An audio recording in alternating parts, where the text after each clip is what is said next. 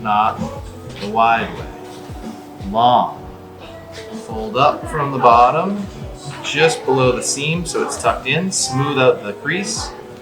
Down from the top, hiding the seam. Smooth out the crease.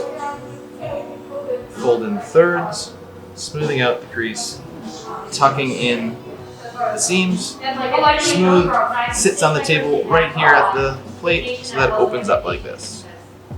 No seams hanging over, perfect little square, they all fit the same. Folding cleanliness is next to godliness, and that's really important to us here at Island Creek Oyster Farm and Windsor House. Chris and Skip love well-folded napkins. It's just like their favorite thing, that and fluff and pillows. Fold your napkins!